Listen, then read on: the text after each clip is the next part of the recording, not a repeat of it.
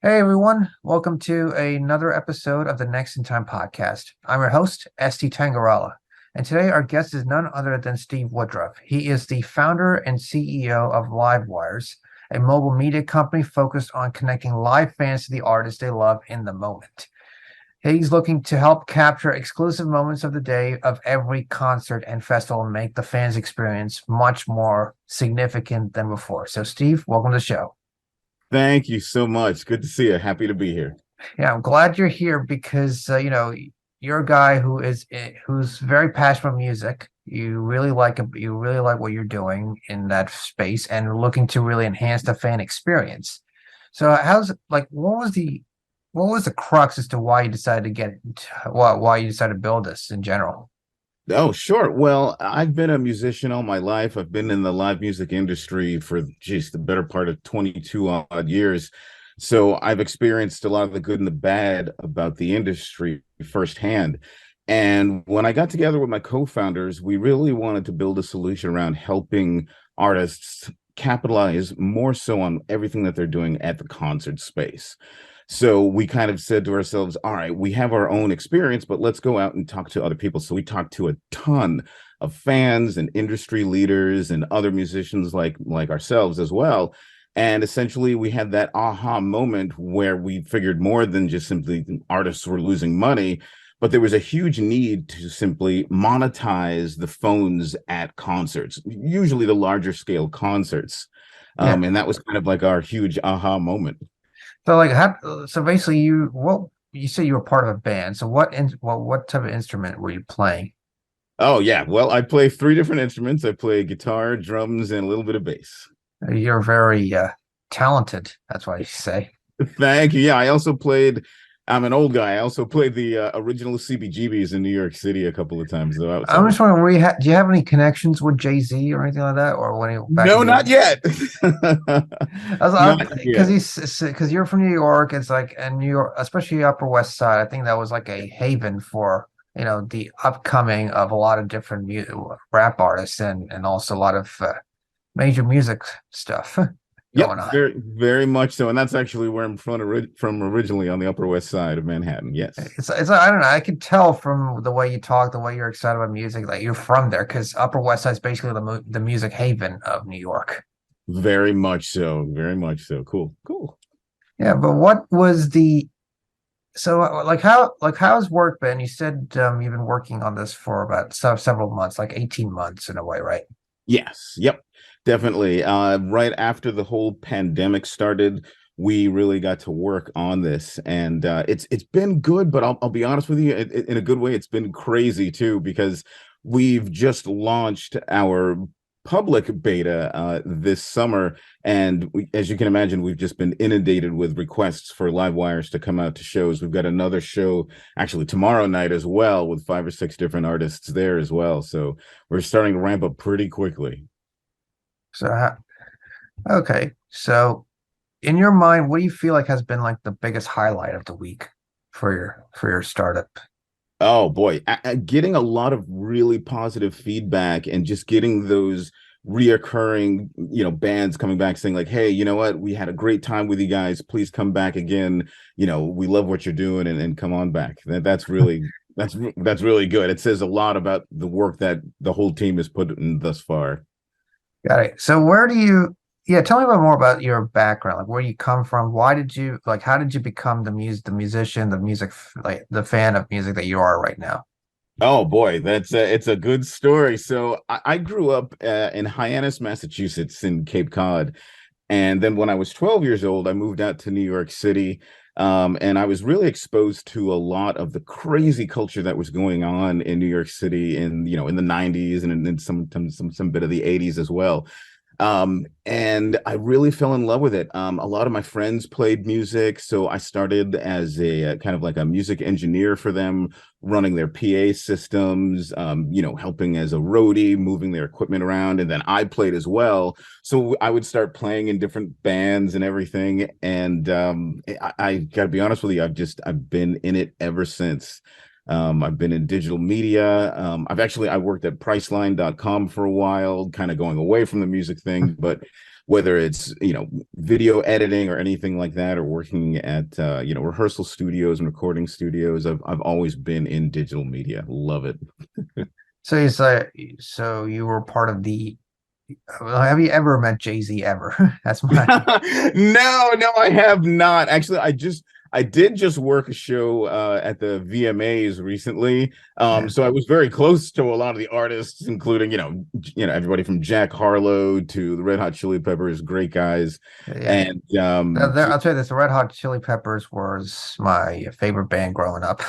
really, oh, fantastic. I've seen them so many times, it's not even funny. I've seen them with, Fishbone and Flipper and Bad Brains and all these other really great bands coming up. So cool. I agree with you on that one 100%. Yeah, it was one of my favorite bands, along with I think it was. I mean, there was a lot of different. I just listened to way too many bands. I just forget names very instantly. A lot of people go to, Nirvana, or after that for Foo Fighters. I still love the Foo Fighters. Yeah. Yeah, but tell me, what was your like growing up? What was your favorite band to listen to?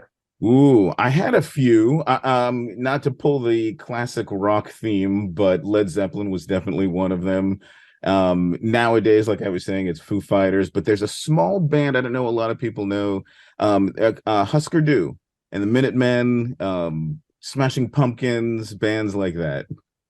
Got it. Yeah. But in a way, you kind of had a lot of exposure with music growing up, right? So, Oh, very much so. like, what was that like? How you said you're? I mean, you already mentioned earlier that you're a guy who's very talented with three instruments, Yes. and now you're trying to see like tell me about that experience, like with learning all these different instruments all at once. Oh, sure. Geez, being a teenager and just having a crap ton of free time on my hands and really loving just the sheer power that you get when you play an instrument, whether it's an electric guitar or, a nice full drum set that just sounds so rich and warm. It's just acoustically, the resonance alone just makes me so happy. It breathes life into me. And I'm just happy to be on this. I'm happy to be on this journey. So out of the three, which one would be your favorite? Ooh, it's definitely a cross between the drums and the guitar. I'm not a lead player, but I'm an excellent rhythm player. And the drums, I'm very good at drums. I'm very good. I'm The not gonna drums. lie, I'm very good at drums. Drums are always I mean, I don't know. The funny thing is about drums is that I feel like it's the easiest to start learning, but then if you try to learning, I think the easiest of all will be singing, right?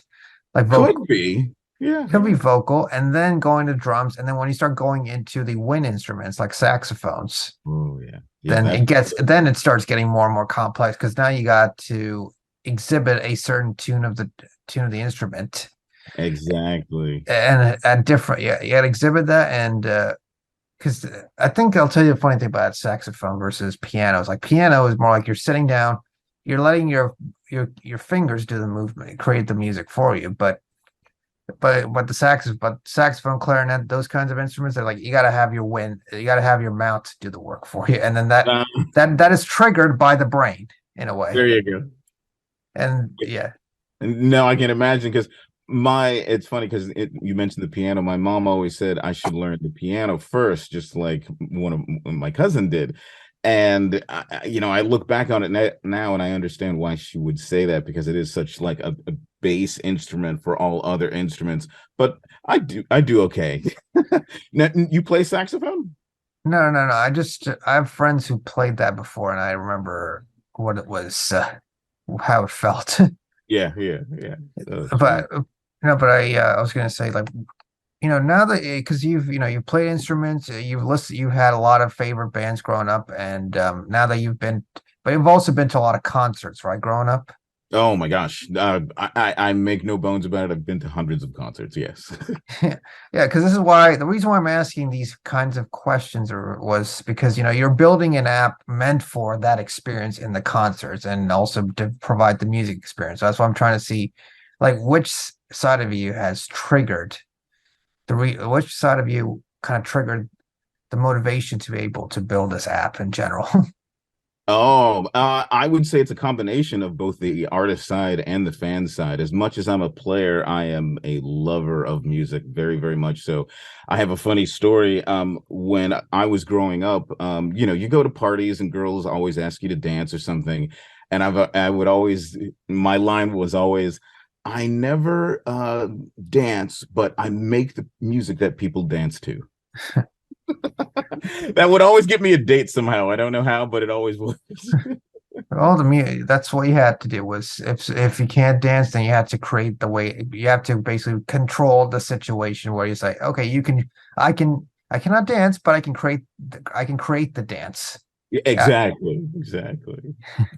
So but yeah, and again, for me, just like I'm sure millions of people around the world would agree, music is such a universal language. It's just all, it's just everybody wants to be in the moment. Everybody wants to share the experience.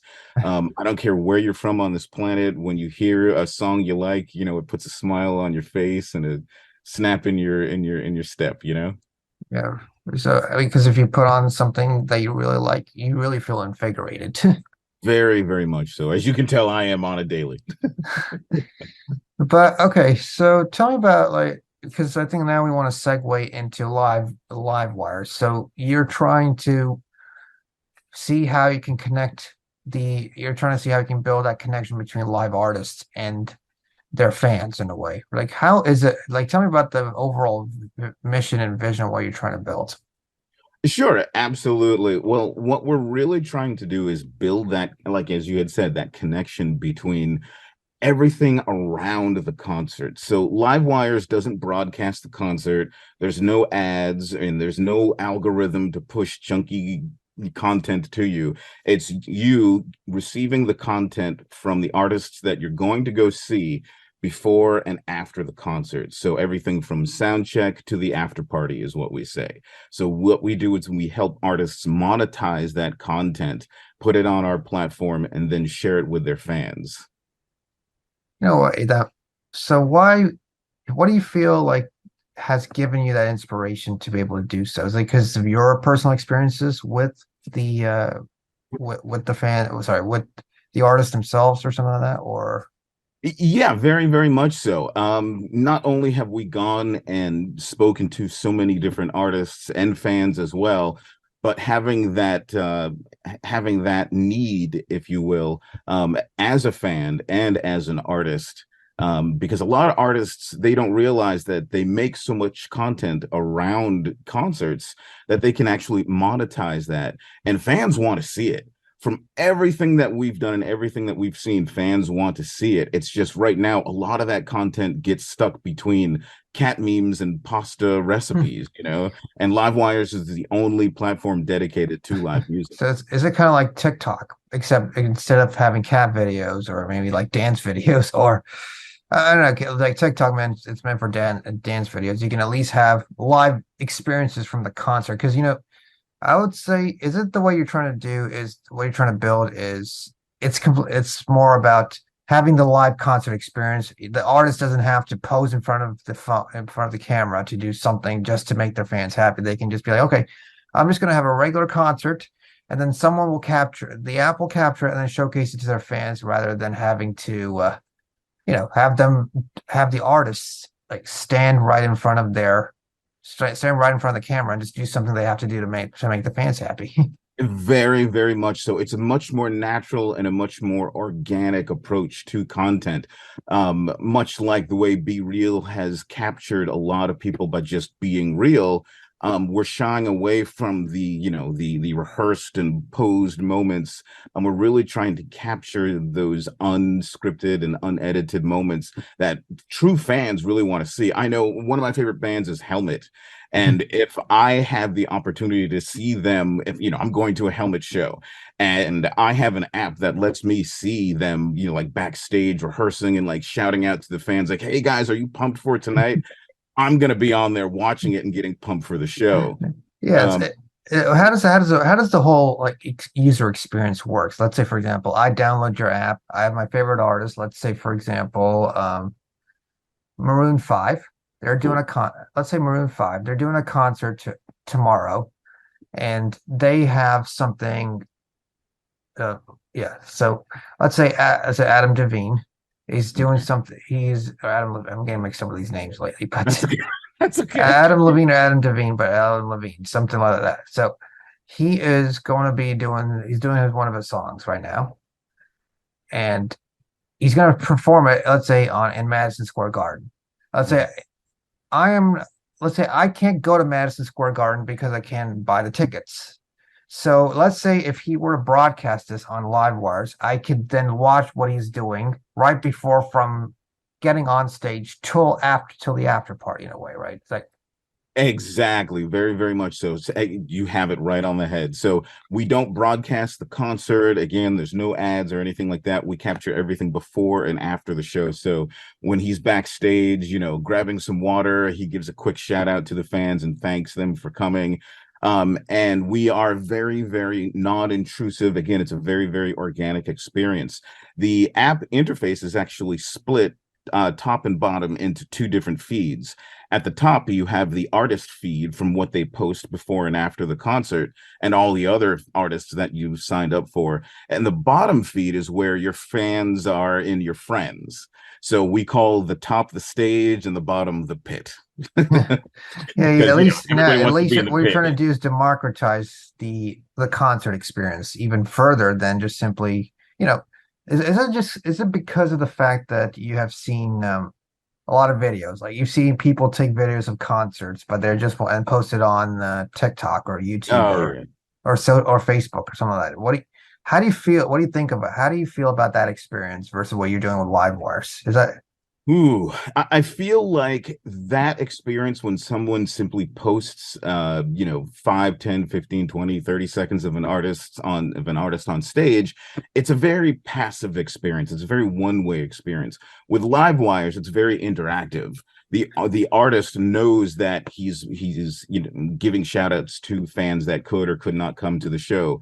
And at the bottom, the other feed there for the fans and for your friends, they know that post is going to be seen by those people at that concert and other fans of that. it's just more like, hey, or maybe let's say for example, Jay-Z's doing another concert, or maybe and someone would be like, okay, I love you, Jay-Z. Now that will you have the best the best lyrics of your you have the best lyrics. Now can you show it to me? Now that whatever you write will be presented right in front of them in a way. Very much so. Exactly. You get that in the moment experience as opposed to, okay, this was a concert that I saw, and here he is performing something and on stage and there were, 5,000 other people there as well. It's a much more intimate experience with what we're doing with LiveWires. And I couldn't be happier about it. It's good. See, it seems you got it right off the bat. That's awesome. Yeah, because I told you, the problem with me in concerts is that I haven't been to a concert since like 2013. This Okay. was this was during Justin Bieber's tour. I was like graduating high school. It's like, Okay. hey, I just wanted to go see Justin Bieber was doing a local performance, and it was insanely crazy over Oh, back. This was, I can only imagine. Yeah, I can only imagine. yeah, it was 9 years ago, and I was just going. It was so crazy. Mm. Imagine if I think I was saying to myself, I just wanted to have one. I just if someone had the opportunity to say something to Justin Bieber, it's like, hey, you have the best moves or something like that. Exactly. And for us, the key is not simply relevance, but that exactly what you mentioned, that timely relevance of getting that information or that content to and from the artist and the fans back and forth, having that. So that's great. Yep. Yeah, but I could. Yeah, I wish I could have always said, Justin, you got the best moves. Now it's like that can be presented in front of, let's say, for example, you have the app posted okay, so right next to them. They're doing their performance Mhm. with the band right behind them, but there's also these like digital screens with all of Oh, the messages from oh, that from could be a thing too. We haven't even thought of that. Thank you. I I See, that's wasn't why. sure if it screwed on the concert, but sure, we could do that too. See, this is what the see this is what next in time is. It's not just simply talking about your vision. We can always discuss ideas, what or maybe challenge the idea and see if it works or not. Sure. Absolutely. No, sure. I love that. That's great. No, That, this that is what I that'll was. be that'll be a version 2. There you go. Yeah, this is why I really like talking about the fact that I'm really glad I brought you on this podcast solely because I wanted to because music is something I really like to the music and the concert experience is something I'm always really interested in and really passionate about. Oh, me too. And so it's like I just wanted to have some talk, just like let's discuss like what are you trying to build? See how I see maybe when we talk, this could be something interesting where I could add in. So Oh, well, I appreciate it greatly. Yeah. I'll talk to the team. no, but in terms of the challenge and of fulfilling that vision, what do you feel are you facing at the moment? Ooh, well, as I had mentioned before, we've just launched our public beta, and what we did initially was we to get artists initially onto the platform, we opened up LiveWire Studios, kind of like Tiny Desk. I don't know if you Tiny Desk or KEXP. We host artists Yeah, in our studios here, get them onto the platform, introduce them to the features and everything, and we've had such a good response. It's just really the biggest challenge for us is just really kind of controlling that growth. It's really it says a lot about the methodology that we and the steps that we took to get to where we are, and now we're just trying to simply control that yeah. growth. How many users do you have right now at the moment? Right now we're under 100 users, but they're really hungry users. We've got about a dozen plus artists on the platform, and a lot of the other accounts that you see there they're just really waiting to be claimed by the artists. Next steps for us are to just maintain where we are right now as far as being hyper focused on our product experience and obviously our clientele and our customers, and then really getting it out to the hands of the music labels and actually embedding it into the record labels' daily operations. So that way, when they sign on a new artist, part of their 360 deal would be to have LiveWires as part of their as part of that contract. Got it. And so in terms of the fact that because what you're trying to do is make the experience better, like how are you looking to maybe disrupt the way Facebook and other social media outlets or even TikTok or Instagram they're doing with the video? Like where you're trying to make especially because a lot of people go to concerts, they capture videos, post it on social media and for everyone to see. So how are you trying to make this different from them? Very good question. What we're trying to simply do is be a real-time global concert network. Again, embedded into every aspect of live music. So for us, it's really just a matter of time before something like this happens.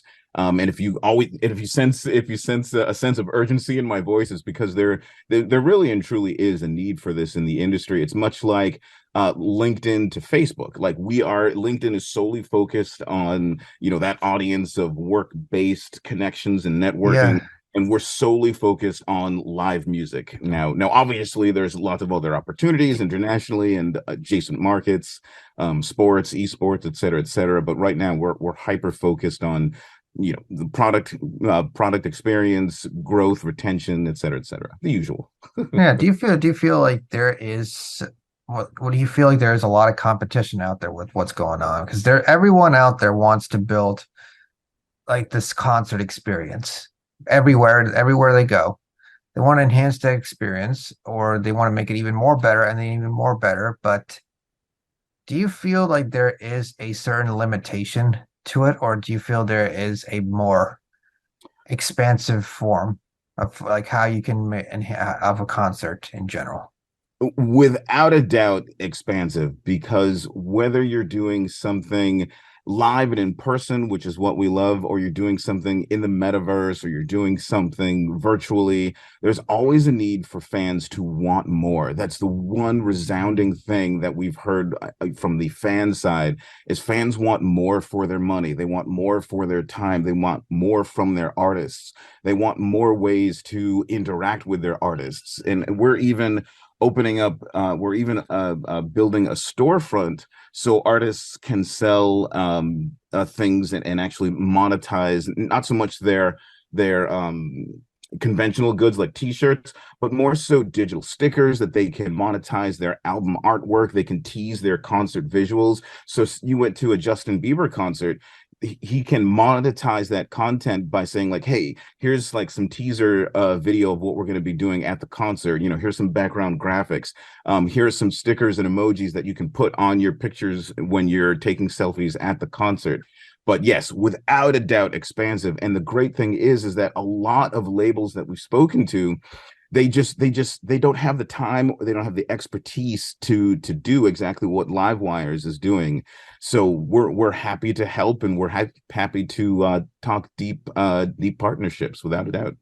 So do you feel like you're trying to see if you can tackle more diverse kinds of music industries, or is it just like a sole type? Like, there's always those classic concerts that are more like very formal. Mhm. There's like for example the let's just say Carnegie Hall or the Philharmonic or Orchestra. Mm. That, Understood. you, Yeah, what yeah. you, What you mean, like whether or not we're doing classical music or no, something like no, that? no, no. I'm just like, are you trying to tackle multiple different kinds of like concerts, like the classical concert, the very raucous concert types versus the more rock and roll, or even let's say the bar concert, whatever, the bar performance. Understood. Right now, what we're doing is we're proving out this model with smaller shows.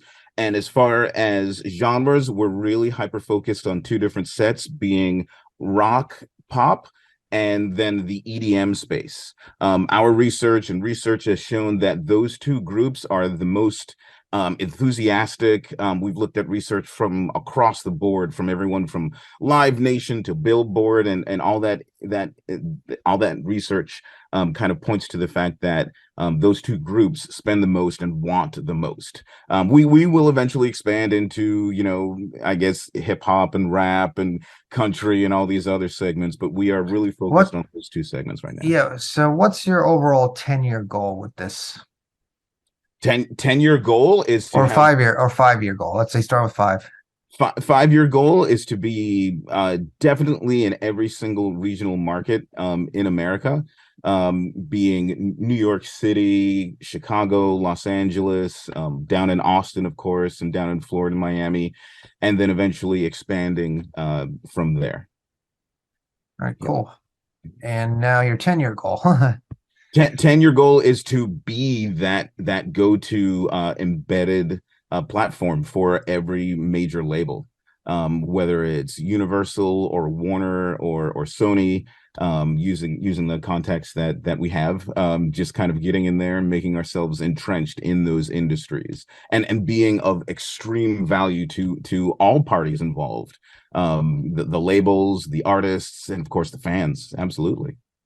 All right, cool, Steve. So just since that we're running out of time, so let me ask one final question. Since you're in the startup space, you're in the music space, let's say, what do you feel what do you feel would be the best advice you would give to both their types of people? I'm sorry, what were the two types of people again? So let's say you're for musicians and startup founders. Sorry, that was a little. Ooh, okay. No, not at all. Okay, so for musicians and startup founders, it's pretty much along the same lines. Be passionate about what you do, love what you do. Maybe more so for startups, and then maybe to a lesser degree for musicians. Really, it's going to sound like a cliche, but it's so true. Plan the work and work the plan. Be flexible, but stick to your guns. Be extremely diligent in everything you do, especially when you're kind of bootstrapping. And as a musician, love the music that you're making, be part of the scene, and for both sides, startup and for musicians, help other people, because it always pays back in spades. It really, really does. When you're part of the community, when you help, like what you're doing right now, it's so beneficial to everybody, and the world needs a lot more of that right now, I can tell you. Very cool, Steve. Thank you so much for coming on the Next in Time podcast, and hopefully I will see a massive change in the music industry. Thank you for having us, and great to see you. Thank you. Indeed, you will.